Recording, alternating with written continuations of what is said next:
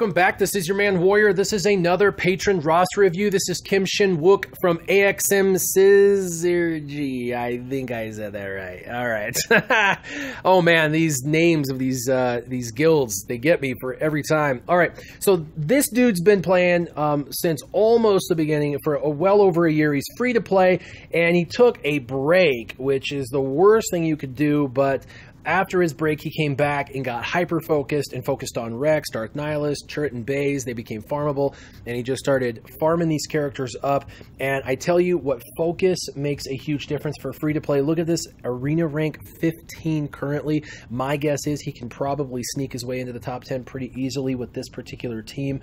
Emperor Palpatine's the only one I think is probably a liability in this team, because you're probably seeing a lot of Turret and Baze, and Emperor Palpatine against a Turret and Baze team is rough. But he could be the difference between getting through those teams and not with the shock. So remains to be seen, but I definitely take it as a liability. So I would definitely tweak the team a little bit. It would be fun to throw Thrawn into this team. And your Thrawn is 5-star gear 9, and so he's almost ready. I would get him to gear 10 and then throw some really good mods on him. A lot of people say don't make him fast, because the faster he is, the faster he goes through his fracture. But if you have other Empire characters on the team, they're going to slow him down. And even if they don't slow him down, he's a disruption character. His whole point is to disrupt what the opponent is doing. And so if you can fracture their Baze, it disrupts Baze, and then you can take out one of their other characters, and then you can move back to Baze later on. So Grand Admiral Thrawn is just the master at being able to disrupt what the other team has been designed to do. And since you have his abilities all pretty much maxed out, you don't have the Zetas, but everything else maxed out, get this bad boy, even at 5 stars, into your arena team. Replace Emperor Palpatine. Really, to be honest, this is really the missing piece that you have. And so throw some good mods on him. If you were modding him, for me, I would personally do speed, because the faster you can get that fracture off, the better. The second is he gets to switch his team, his turn meter with someone, and you could do that right off the bat. I personally do it with Darth Nihilus, which gives Darth Nihilus the first go. So my Thrawn goes first, he switches turns with Darth Nihilus. Darth Nihilus goes first, increases cooldowns, and wham, I'm already ahead of the game. So that is what my recommendation would be, is throw Thrawn into your arena team. That would be kind of how to tweak it. As far as your heroic AAT goes, because you're free to play, some of these teams are not going to be ready yet, and so I'm going to tell you kind of what to focus on, but they're not going to be ready. But you're going to do Jedi. Obviously, you've got 4 5 stars. You've got your Qui-Gon, Luminara, Mace, Ahsoka. The path of least resistance would be to do those 4, but I would definitely recommend Ezra Bridger as your 5th. Bring him in. As free to play, you're only looking at really getting your 2 to 4%, and so if you can get Ezra Bridger in there, he's going to help you with that damage variance, especially since these are all under geared characters. And you definitely want to try and get them to gear 9, push them to gear 9 if phase 1 is important to you. And then as far as phase 2 goes, I recommend Sith a lot in phase 2, because a lot of people don't have their droids up, but they focused on Sith a few months back, so they have a Sith team sitting around and they don't use them in the heroic AAT. And why not? You've got some you've got 4 of them that are already 7 stars, and so you could bring in these 4. Now you could sub out, do like a Darth Vader, Emperor Palpatine, Darth Sidious, and either Darth Maul, which he has days, so that is good, and he gains health, or you could bring in a couple of characters like Boba Fett and IG-88. But Boba Fett and IG-88 work really well with Sith. They both have AoEs. They both have synergy with the damage over time. IG-88 does a lot of damage.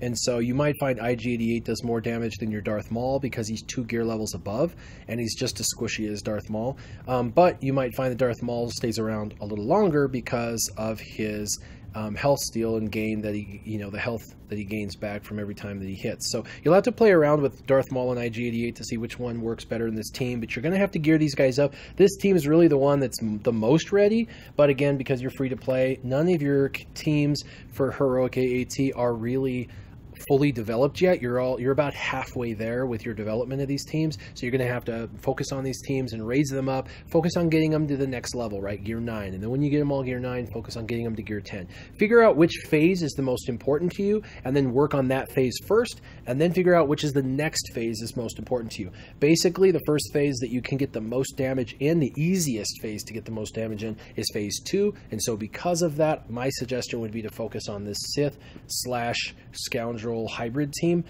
for phase 2 and get these characters leveled up first, so that way you can be the biggest contributor possible as a free-to-play.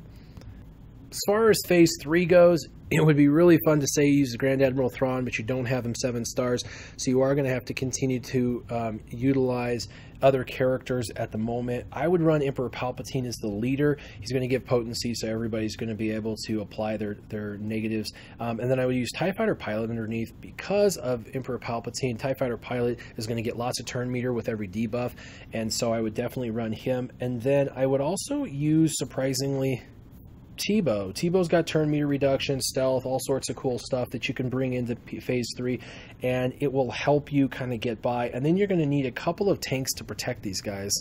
And when you look at your tanks, it leaves something to be desired, because none of these guys are really ready to go. You do have Stormtrooper Han, which you could use, and so that's the one you're going to throw in here. And then the last tank for now, I mean, really you'd want like Royal Guard in here, but you've got 5, 7 stars, so if you want to physically participate, not that he's going to last very long, but if you want to participate by having that 5th 7-star character, I would put 5s in there. He will put speed down a lot on all of the ad robots, which will help a little bit with longevity and how long you last.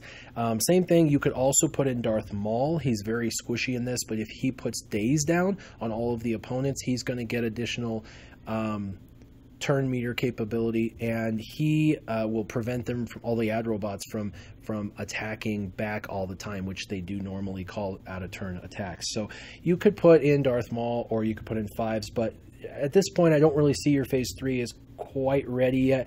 I would definitely think about focusing on Chief Chirpa and getting him leveled up for this phase, because this phase with Chief Chirpa is just that much better.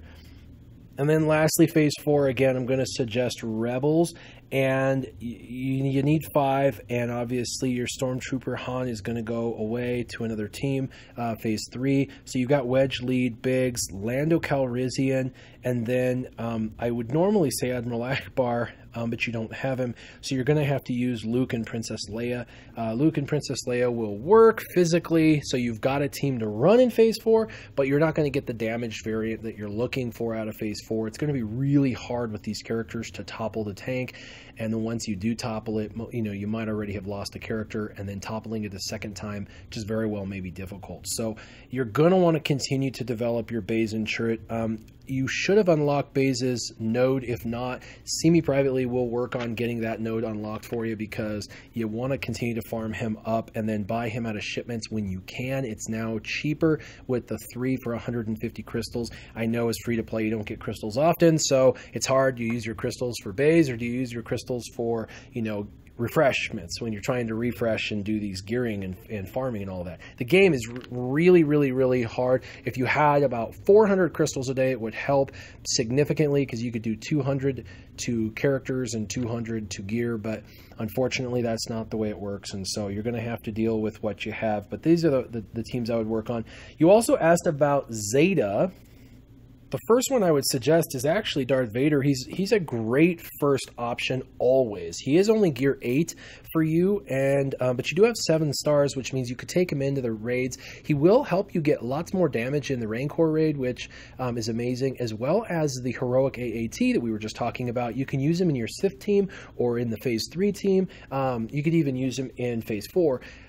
So he's usable in 3 different phases, but on also the Rancor as the leader, and then you can bring in some Empire to do turn meter reduction, and bring in, Biston or Jin or someone like that does turn meter reduction as well. You could use Tebow even in this team with Darth Vader. So pretty cool. I would definitely think that this guy for overall usability is probably your #1 bet. Another option would be for phase 1 would be a Qui-Gon Jinn. I'd put him on the back burner as far as options, but he is an option because he's one of your 7-star characters. He's gear 9, and he would help your phase 1 team do significantly more damage. And eventually, when you get General Kenobi unlocked and start leveling him up, you could have Qui-Gon Jinn, General Kenobi, Yoda team for Arena. It's really, really fun and very durable. And the last, and the one that I would probably recommend second, so Darth Vader first, Qui-Gon Jinn third, Darth Nihilus' unique Wound in the Force. This is a great one, and since I'm really recommending that you use Nihilus in your arena team, which you already do, I would recommend this. It just helps put health down on every character. Every time an opponent takes a turn, they lose health, they get the health down, and it debuffs them, and it just makes your Darth Nihilus work more effectively than the opponent's Darth Nihilus.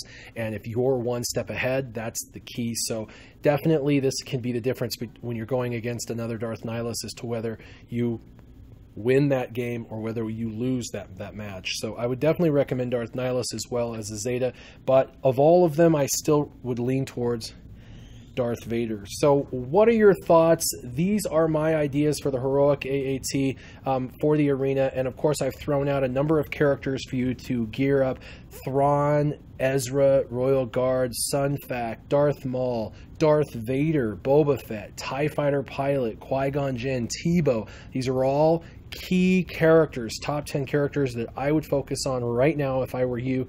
What are your thoughts? Everybody leave your thoughts in the comments down below. As always, keep your gaming on.